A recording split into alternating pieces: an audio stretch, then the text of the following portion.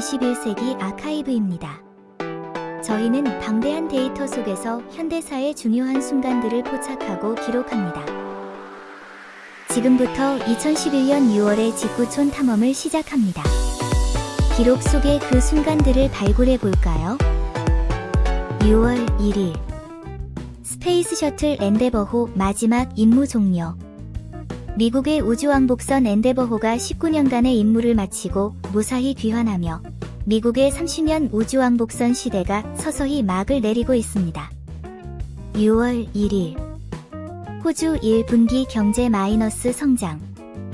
자연재해의 영향으로 호주의 1분기 경제 성장률이 마이너스 1.2%를 기록, 20년 만에 최저치로 떨어지며 글로벌 경기 둔화 우려를 낳았습니다. 6월 2일 유럽 장출혈성 대장균 콜라이 공포 확산. 독일에서 시작된 치명적인 변종 대장균 감염으로 유럽 내 사망자가 급증하고 농산물 시장이 큰 타격을 입는 등 보건 비상이 걸렸습니다. 6월 3일 예멘 살레 대통령궁 피습 및 망명.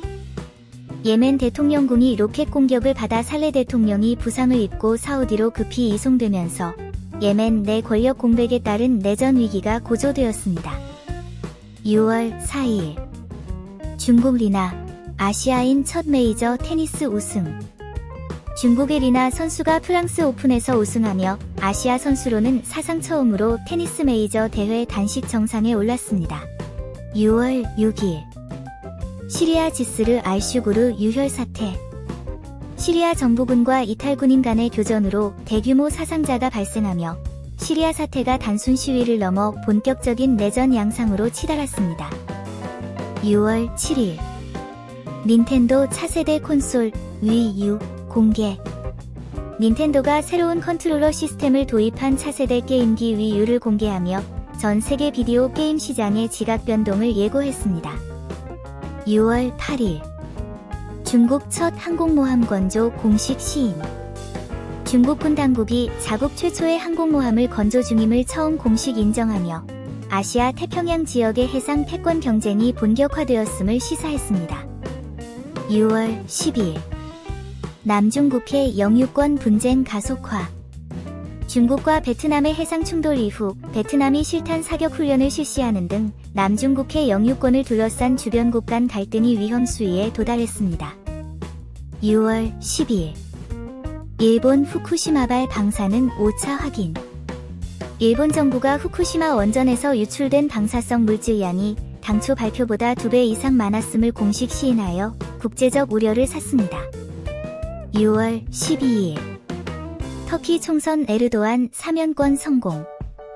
에르도안 총리가 이끄는 정의개발당이 총선에서 압승을 거두며 중동 지역 내 터키의 정치적 영향력이 더욱 공고해졌습니다.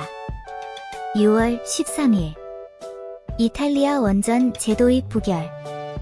후쿠시마 원전 사고의 여파 속에 실시된 국민투표에서 이탈리아 국민들이 원전 재도입을 압도적으로 반대하며 탈원전 정책을 확정했습니다. 6월 15일 영국 공공부문 대규모 총파업 돌입. 정부의 연금 개혁안에 반대하며 영국의 교사와 공무원 등 수십만 명이 75년 만에 최대 규모의 연대 파업에 돌입했습니다. 6월 15일 캐나다 밴쿠버 하키 폭동 발생. 하키 결승전 패배에 분노한 팬들이 밴쿠버 도심에서 차량을 방화하고 상점을 약탈하며 수백 명의 부상자가 발생하는 등 극심한 혼란을 빚었습니다. 6월 16일 알카에다 새 지도자 자와히리 선출. 오사마 빈라덴의 사후, 알카에다가 이집트 출신의 아이만 알 자와히리를 새로운 최고 지도자로 선출하며 전 세계 테러 정세에 긴장감이 감돌고 있습니다. 6월 20일 러시아 루스에어 여객기 추락 사고. 러시아 북서부에서 여객기가 추락해 탑승객 45명이 사망하는 참사가 발생했으며 기상 악화와 조종사의 판단 미비가 원인으로 지목되었습니다. 6월 21일 반기문 UN 사무총장 연임 확정. UN 총회가 반기문 사무총장의 연임을 만장일치로 승인함에 따라 향후 5년간 국제사회의 중재자로서의 임기를 이어가게 되었습니다. 6월 22일 미군 아프가니스탄 철군 공식 발표. 버락 오바마 미 대통령이 아프가니스탄 전쟁 종식을 위한 첫 단계로 주둔 미군 33,000명의 단계적 철군 계획을 전격 발표했습니다. 6월 22일 중국 인권운동가 아이 웨이웨이웨이 석방. 중국 정부의 강력한 통제 속에 구금되었던 세계적인 예술가 아이 웨이웨이웨이가 보석으로 풀려났으나 표현의 자유에 대한 국제적 갈등은 계속되고 있습니다. 6월 23일 IEA 전략 비축유 전격 방출 결정. 리비아 내전에 따른 원유 공급 차질을 보완하기 위해 국제에너지기구가 6천만 배럴의 전략 비축유를 방출하는 이례적인 결정을 내렸습니다. 6월 25일 남수단 북수단 아브에이 비무장 합의. 독립을 앞둔 남수단과 북수단이 접경지인 아브에이 지역에서 병력을 철수하고 에디오피아 평화유지군을 수용하기로 합의했습니다. 6월 27일 ICC 리비아 가다피 체포영장 발부. 국제형사재판소가 반정부 시위대 학살 등 인도주의적 범죄 혐의를 물어 리비아 독재자 무아마르 가다피에 대해 체포영장을 발부했습니다. 6월 27일 미 대법원 폭력게임 규제법 위헌 판결.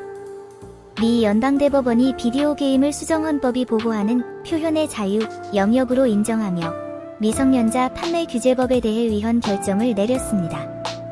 6월 28일 중국 독일 사상 최대 규모 경협 체결. 중국 원자바오 총리와 독일 메르켈 총리가 베를린에서 만나 수십조 원 규모의 대형 계약을 체결하며 양국의 경제 협력을 강화했습니다. 6월 28일 크리스틴 라가르드 IMF 총재 선임. 유럽 부채 위기 해결의 중책을 맡을 국제통화기금의 수장으로 프랑스의 라가르드 재무장관이 사상 첫 여성 총재로 선출되었습니다. 6월 29일 그리스 의회 긴축안 가결 및 대규모 시위. 그리스가 국가 부도를 피하기 위해 고통스러운 긴축안을 통과시키자 분노한 시민들이 아테네 광장에서 경찰과 격렬하게 충돌하며 유럽 경제 위기가 심화되었습니다.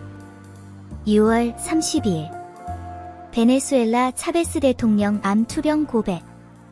남미 반미 진영의 상징인 차베스 대통령이 암 투병 사실을 공식 인정하며 향후 남미 권력 지형의 변동 가능성이 제기되었습니다. 콘텐츠를 제작하는 과정은 항상 도전의 연속이지만 여러분이 남겨주시는 댓글과 피드백 하나하나가 다음 콘텐츠를 만들 수 있는 가장 큰 원동력이 됩니다. 언제나 그렇듯 이 영상이 유익했거나 흥미로웠다면 잊지 말고 좋아요를 눌러주시고 앞으로의 여정에도 함께하고 싶으시다면 구독 버튼을 눌러주세요. 여러분의 좋아요와 구독은 저희에게 정말 큰 힘이 됩니다.